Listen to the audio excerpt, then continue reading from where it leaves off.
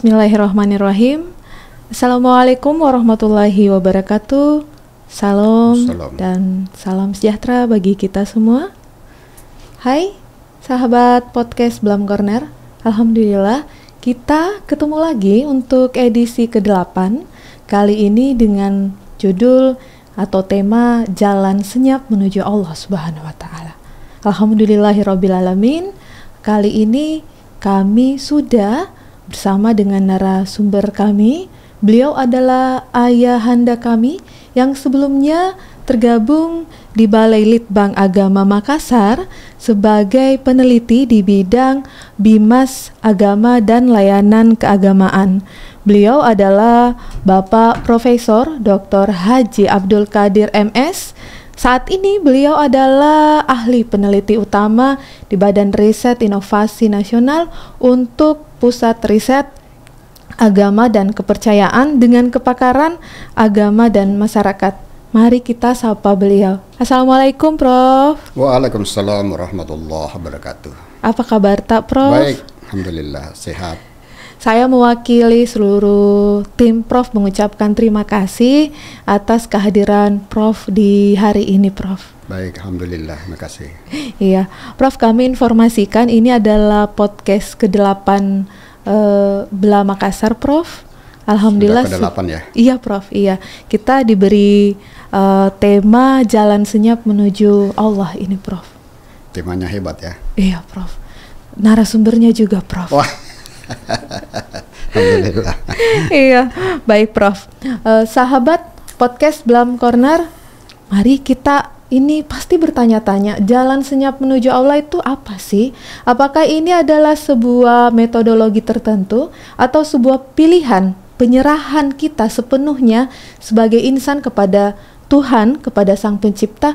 Kita dengar bagaimana penjelasan lebih lanjutnya.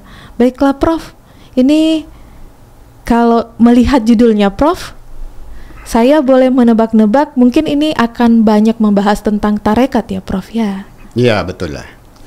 Sebagai masyarakat umum dan pasti banyak yang penasaran, apa itu tarekat Prof? Mungkin bisa dipaparkan? Ya, tarekat ini seperti temanya ya, Jalan Senyap Menuju Allah itu adalah sebuah dalam ilmu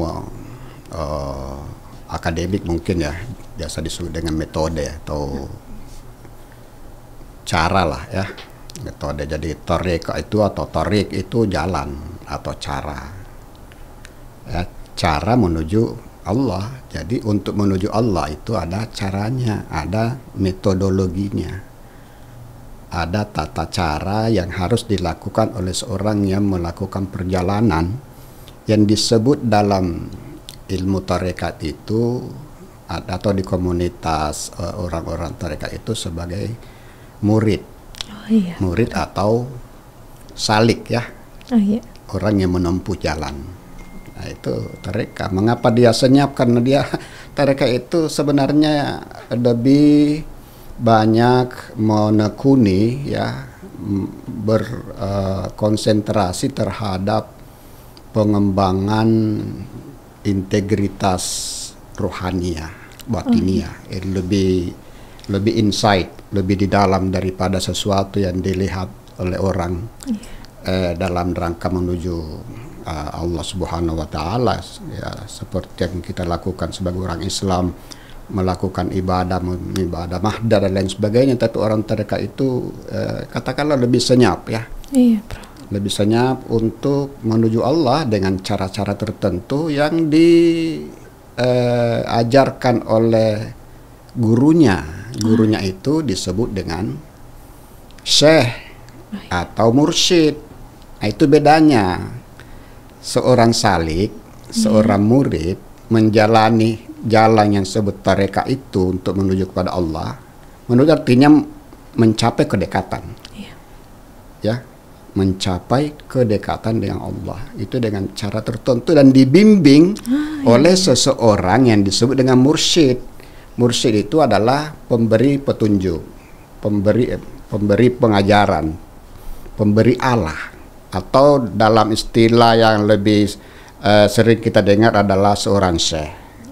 Namanya syekh tarekat. Itu dia makanya dia senyap ya. Iya Prof, betul. Makanya dia Betul. senyap karena dia tidak cenderung kepada suatu amalia yang kasat mata. Iya. Dia lebih banyak, bahkan dia itu banyak amalan-amalan hati, amalan jiwa. Nah itu yang penting, dia itu melakukan sesuatu dalam rangka menuju kedekatan dengan Allah Subhanahu wa Ta'ala. Itu sebenarnya makna daripada tarekah. Iya, baik. Sebagai sebuah metode ya. Sebagai sebuah metode. Jadi jangan disalahpahami bahwa tarekat itu oleh orang-orang tertentu kadang dikonotasikan dengan mengambil ilmu-ilmu yang aneh-aneh ya dari seseorang yang dianggap memiliki kelebihan tertentu, bilang di mana kok lagi matareka ini lain saya lihat ya. Iya Prof. Ya kan? Iya. Nah, kalau kita ini tareka itu tadi adalah sebuah jalan menuju kedekatan dengan Allah Subhanahu wa Ta'ala. Iya. Sesuai dengan prinsip-prinsip ajaran Islam yang tentu berdasar kepada Al-Quran dan Sunnah, ya kan?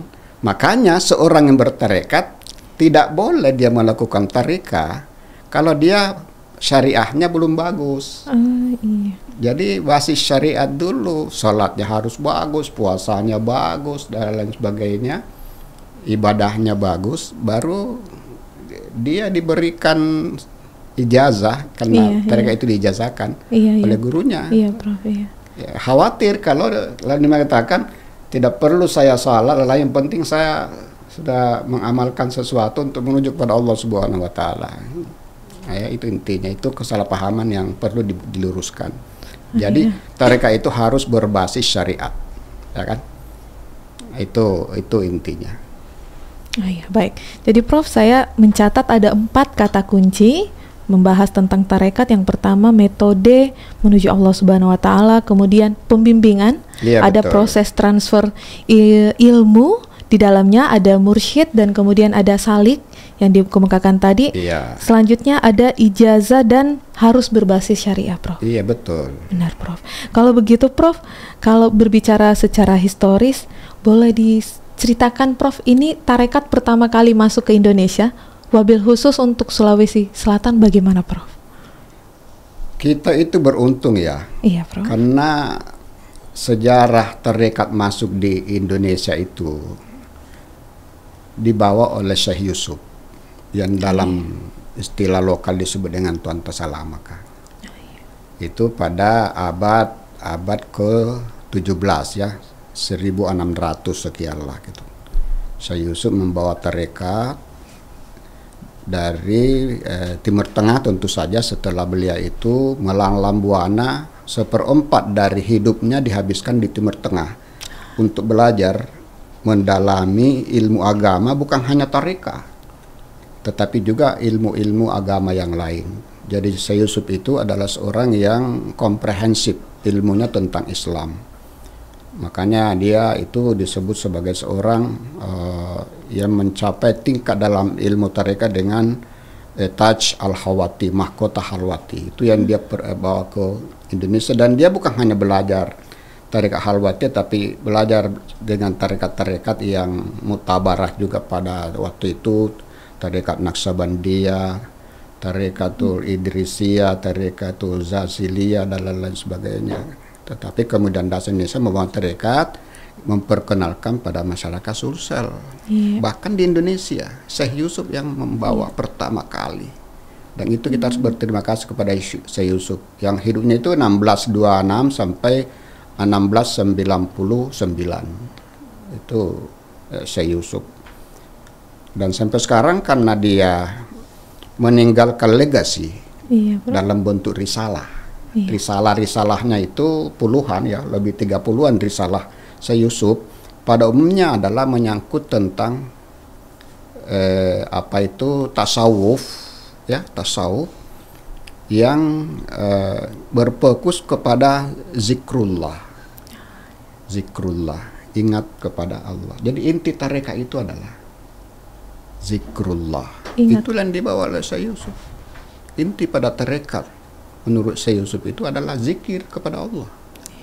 Zikir baik dalam arti jahar ya dengan lidah, baik dengan zikir dengan hati menurut Syekh Yusuf ya, dengan kalbu, dan dia memperkenalkan beberapa jenis zikir kepada Allah Subhanahu wa taala yang sangat menyebar ya di kalangan umat Islam di Sulawesi Selatan, apalagi pada waktu itu kan Islam baru masuk. Islam masuk di Sulawesi itu kan 1605 ya. Jadi baru beberapa puluh tahun masuk. Kemudian Yusuf mengisi fase-fase awal dari Islamisasi di Sulawesi Selatan itu dengan ajaran tarekat. Maka orang-orang tarekat itu, orang Islam di Sulsel itu orangnya yang adem. Iya betul. Adem, tidak suka bertengkar. Karena apa? Karena mereka itu selalu berzikir pada Allah dan jiwanya dipenuhi dengan kecintaan kepada Allah dan kepada semua makhluk. Maka itulah ajaran kecintaan yang dibawa oleh Syekh Yusuf, bahwa dia harus melawan Belanda, berperang di Jawa Barat, di Banten, membantu Sultan Agen Tirtayasa, karena memang Belanda adalah penjajah. Jadi yang Syekh Yusuf tidak lawan adalah perbuatannya, bukan orangnya. Iya. Ya enggak? Betul. Perbuatannya bukan orangnya. Sesama manusia tetap cinta, tetapi perbuatannya yang harus dikoreksi kalau perlu dengan jalan perang. Itulah yang dilakukan oleh Syekh Yusuf. Maka dia dinobatkan sebagai pahlawan di 2 negara, di Afrika Selatan dan di Indonesia. Itu adalah seorang tokoh tarekat, Tajul Halwati, Tuan tak salah maka. Hebat kan? Iya. Nah, itulah membawa tarekat masuk di Indonesia dan di Sulsel. Sampai sekarang berkembang. Iya, Pak. Kembang banyak sekali tarekat ya di Sulsel. Di Indonesia ini kalau kita baca buku-buku tentang tarekat itu ada kurang lebih 40 lah tarekat. Mutabarah tapi yang masuk di Indonesia di Sulsel ya beberapa ya, ada Tarekatul Tarekatul Muhammadiyah, ada Tarekatul Naksabandiyah, ada Halwatiyah. Halwati ini beberapa, ada Halwatiyah Yusuf, ada Halwatiyah Saman, ada Saziliyah, ada Satariyah, dan lain sebagainya. Itu tarekat-tarekat yang besar. Itulah yang masuk. Maka tarekat itu bukan barang asing. Itulah yang menjadi cara untuk mengislamkan orang Indonesia dengan jalan tarekat. Karena tarekat itu menyentuh hati, menyentuh batin. Tidak mengedepankan jalan halal haram. Karena kalau dikedepankan cara halal haram diperkenalkan, maka tentu akan melihat, oh ini tidak boleh, ini boleh. Tapi ini disentuh hatinya dulu ya. Kemudian kalau dia sudah cinta, lalu diperkenalkan sedikit demi sedikit. Itulah cara pemberian pengajaran Islam secara evolutif, secara gradual, dan secara kultural, ya, sentuhan-sentuhan budaya. Itulah cara-cara orang tarekat sampai sekarang. Maka tarekat itu disebut jalan senyap menuju Allah, karena tidak menggembor-gemborkan dirinya ya. Tidak bicara di podium bahwa tarekat saya begini, amalan saya begini, tidak. Tapi kamu tahu bahwa kapan dia duduk berdiri jalan, pasti dia selalu zikrullah, mengingat Allah. Itulah orang tarekat. Ya, baik Prof. Jadi pembahasan kita kedua ini Prof, saya mengambil lagi kata kunci bahwa pengikut tarekat ini adalah orang-orang yang menyibukkan diri untuk senantiasa berzikir kepada Allah Subhanahu wa taala. Masya Allah ya, betul. Iya, baik. Prof, selanjutnya mungkin boleh dipaparkan salah satu tarekat lebih mendalam Prof yang ada di Sulawesi Selatan ini Prof. Oh iya, saya ambil contoh satu ya, mengenai Tarekatul Muhammadiyah. Tapi ini Tarekatul Muhammadiyah bukan tarekat organisasi Muhammadiyah. Oh iya Prof, iya betul. Tarekatul Muhammadiyah ini adalah tarekat yang dibawa oleh Sayyid Ahmad bin Idris. Itu lahir di Maroko tahun 1750. Berarti abad ke-18. Itulah yang membawa namanya Tarekatul Muhammadiyah Idrisiyah Sanusiyah. Jadi namanya itu 3 ya, Muhammadiyah, Idrisiyah, Sanusiyah. Muhammadiyah karena tarekat ini diterima langsung oleh Ahmad bin Idris melalui Nabi langsung ya. melalui sebuah perhimpunan, semua pertemuan rohani tentu saja, bukan pertemuan fisik. Iya, iya. Ya, karena dalam tarekat ini dimungkinkan kita bertemu dengan Nabi secara rohani, melihat Nabi secara basirah, hati, mata hati, bukan mata fisik ya, Iya, iya, iya. tapi adalah dengan basirah. Saya ketemu dengan Nabi. Antum kalau memang sesuatu sudah melazimkan salawat kepada Nabi setiap hari, setiap saat, itu insya Allah dengan kedekatan secara rohani dengan Nabi, kita bisa bertemu dengan Nabi dalam konteks rohani. Itulah yang dicapai oleh Said Ahmad bin Idris ketika dia bertemu dengan Nabi, kemudian menerima langsung tarekat ini daripada beliau. Bersamaan dengan itu juga hadir di situ Nabi Khidir, Ahmad Al-Hidri alaihi salam bersama. Lalu Nabi mengatakan, wahai Khidir, ajarkanlah kepada Ahmad ini zikir mahsus. Apa itu zikir mahsus? Zikir yang khusus diberikan kepada Ahmad bin Idris, yang berbeda dengan zikir-zikir tarekat lain. Kalau tarekat lain zikir itu la ilaha illallah, semua tarekat itu intinya adalah la ilaha illallah. Itu la ilaha illallah. Semua tarekat apapun intinya adalah la ilaha illallah.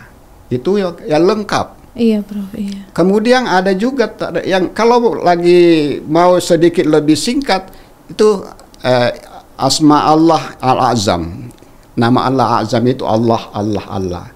Itu aja mana. Antum secara lagi mengetik, lagi apa, tapi kemudian kita mau terus mengingat Allah, lalu ya terus kita bisa berzikir dengan Allah.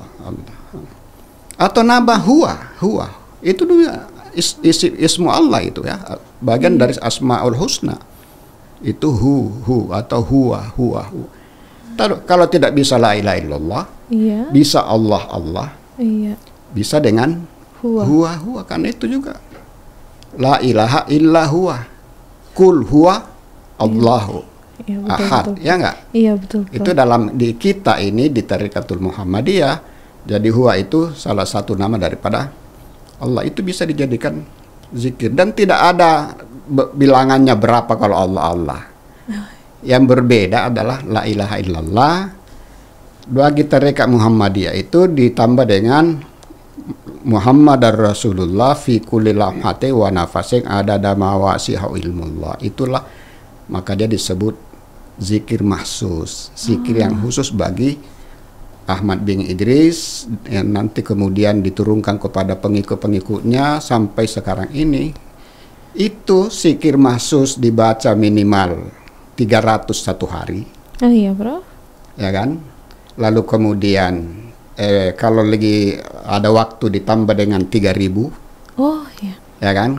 Kalau ditambah lagi 24.000 kalau memang orang tidak punya pekerjaan seperti orang pensiun ya. Dia hanya tidak ada lagi pekerjaan-pekerjaan yang menyibukkan dia setiap hari, maka dia bisa berzikir 24.000 kali. Bisa nggak kamu zikir la ilaha illallah Muhammadur Rasulullah fi kulli lahmati wa nafasin adada mawasiillah 24.000 kali? Maka itu adalah yang membawa kita tidak pernah lupa dengan Allah. Itu dia Tarikatul Muhammadiyah. Dan pada umumnya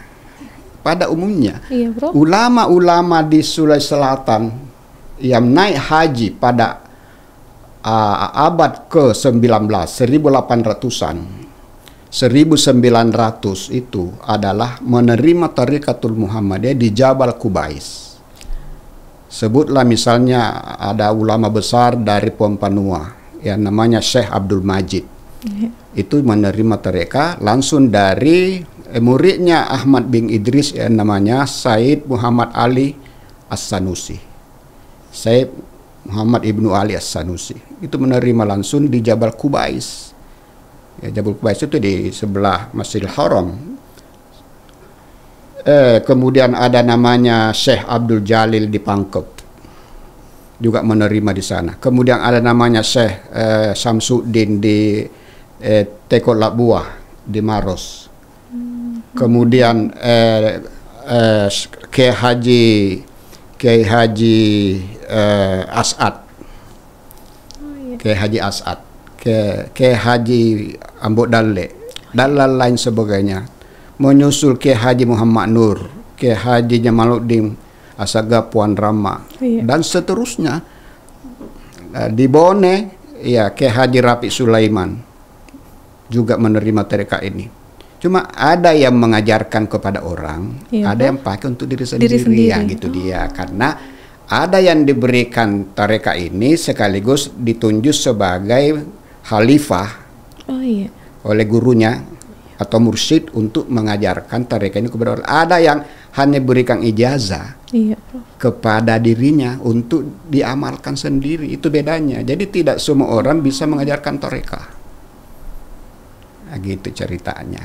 Itu Tarekatul Muhammadiyah Idrisiyah Idrisiyah Sanusi. Sanusiyah. Mengapa Idrisiyah? Karena diterima oleh Ahmad bin Idris. Mengapa Sanusiyah? Karena di salah satu murid yang sangat terkenal adalah yaitu Muhammad ibnu Ali As-Sanusi. Itu dari Libya. Dari Ibnu As-Sanusi inilah yang menurunkan keturunan di Libya. Kemudian Raja Idris mendirikan kerajaan Libya. Muhammad Idris. Itu Muhammad Idris itu adalah salah seorang pejuang yang mendirikan kerajaan Libya yang kemudian dikudeta oleh siapa ini Libya? Gaddafi.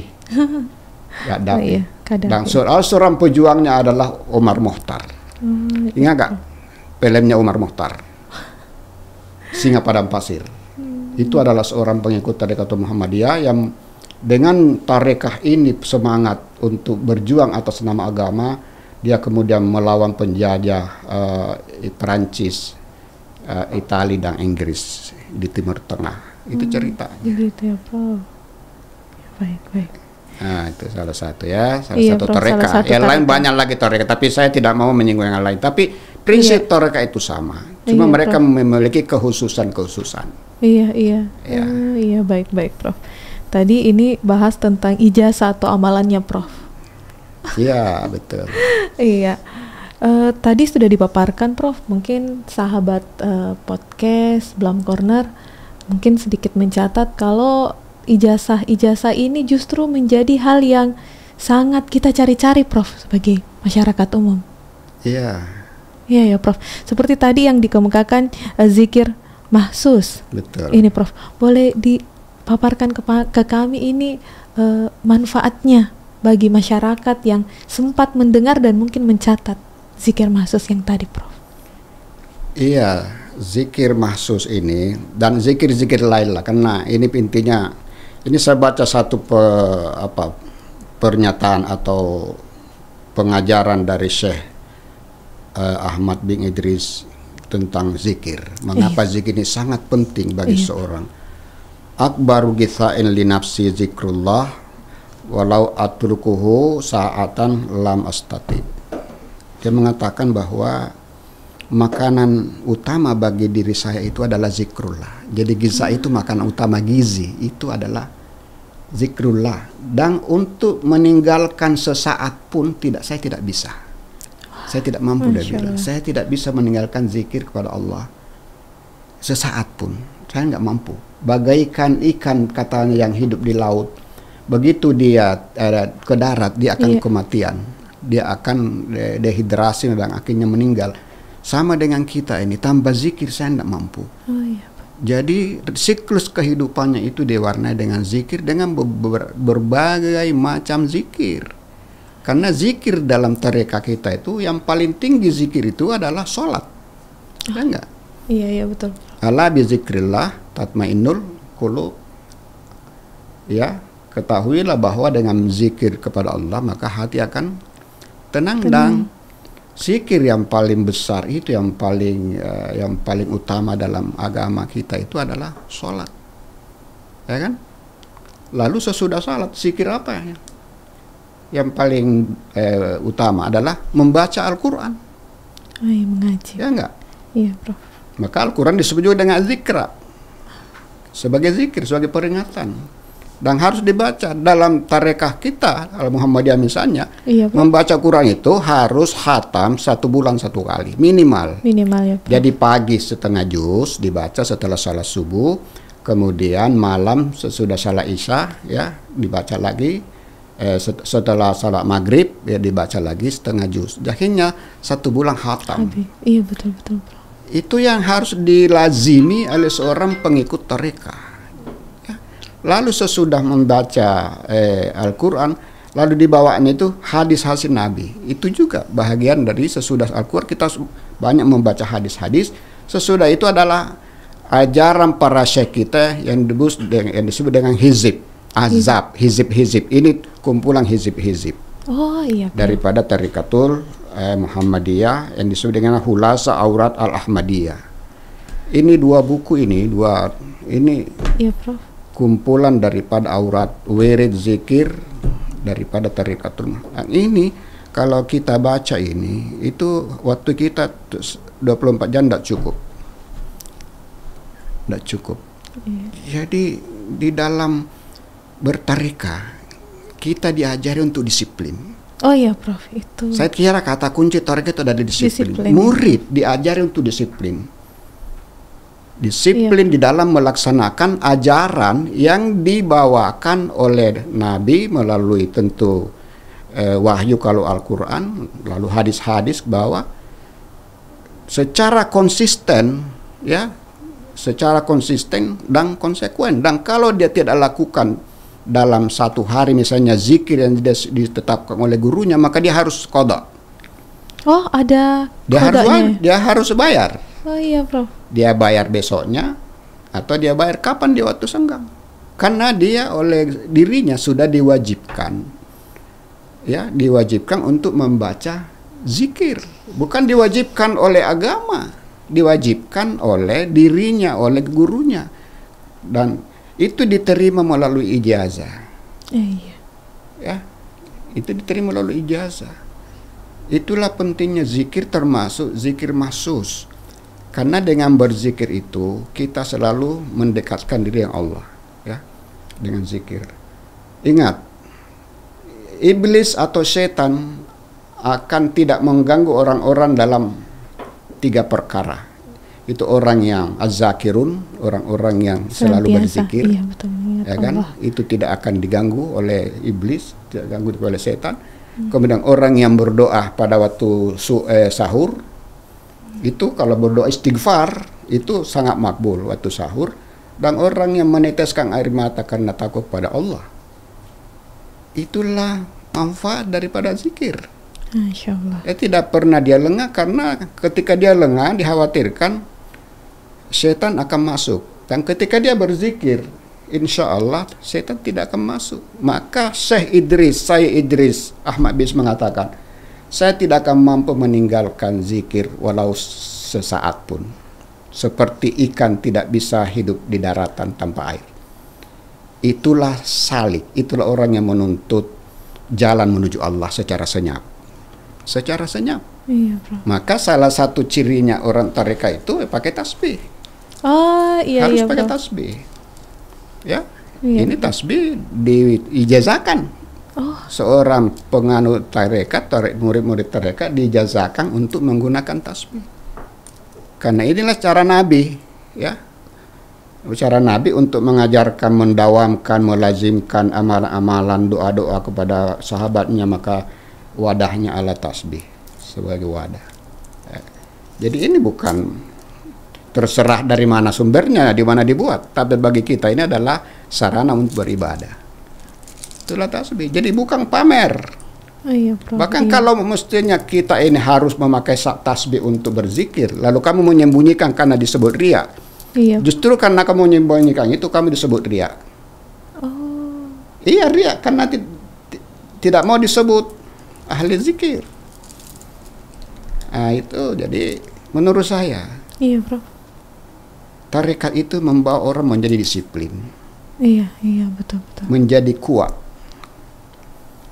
Ya, disiplin, kuat, dan kemudian dia itu menjaga persahabatan dengan orang lain, karena tarekat itu diikat oleh sebuah ikatan kekeluargaan dengan sesama penganut tarekat yang sama, yang disebut dengan ikhwan, ikhwan tarekat, ya, atau ribat lah, ya.